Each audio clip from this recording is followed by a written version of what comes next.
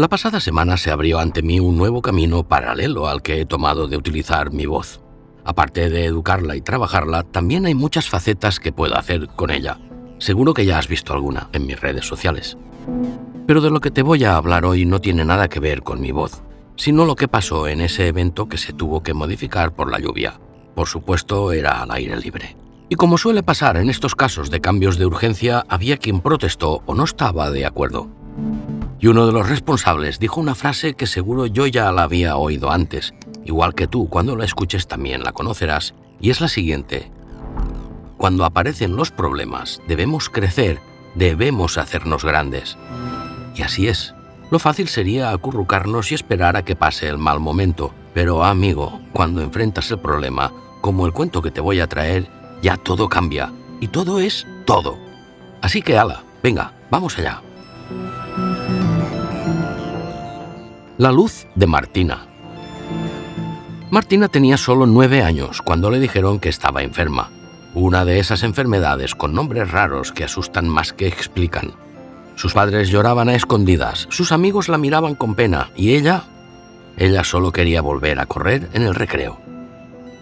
Al principio se sintió pequeñita, como si el mundo fuera demasiado grande y ella muy poca cosa. Pero una mañana, mientras se miraba al espejo con su pañuelo nuevo, pensó: si tengo que pelear, lo haré como una gigante. Y vaya si lo hizo. Martina convirtió la habitación del hospital en su reino, colgó dibujos, puso luces de colores y hasta convenció a las enfermeras de hacer viernes de chistes malos. Cada análisis lo llamaba misión secreta y cada medicina era poción mágica. Los doctores no podían creer la fuerza que tenía esa niña y sus padres, aunque seguían con miedo, empezaron a sonreír otra vez. No porque la enfermedad desapareciera de golpe, sino porque Martina enseñó algo que a veces olvidamos. El cuerpo puede estar débil, pero el alma puede volverse enorme.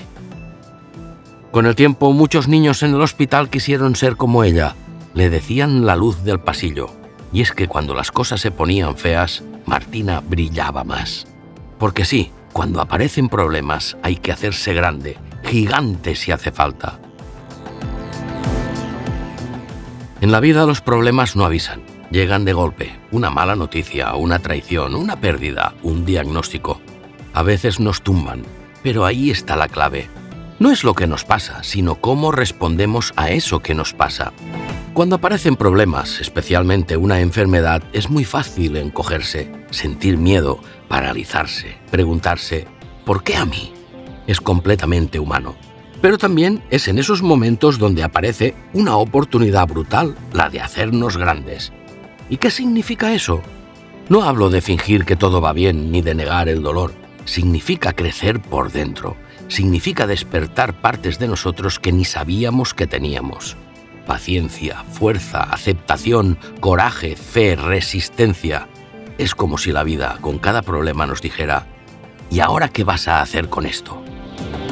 La enfermedad, por ejemplo, te enfrenta a cara con tus límites, te cambia la rutina, te obliga a parar, a sentir miedo, a depender de otros. Pero también te da la oportunidad de valorar la vida como nunca antes, de conectar con lo esencial, de apreciar los gestos pequeños, los abrazos, los silencios. Crecer ante un problema no significa que desaparezca el sufrimiento, sino que tú dejas de ser el mismo que lo sufre. Te haces más fuerte, más sabio, más humano, y eso no te lo quita nadie. Las personas más inspiradoras que conocemos muchas veces no lo son porque lo han tenido fácil, sino porque han sabido crecer cuando todo se les vino abajo. Han aprendido a mirar de frente al dolor y decirle: no me vas a detener, voy a usar esto para crecer. Crecer ante los problemas también es un regalo para los demás, porque cuando tú te haces grande en medio del caos, sin darte cuenta, das luz, inspiras, abres camino, enseñas a otros que sí se puede, que el dolor no te define, que puedes transformarlo.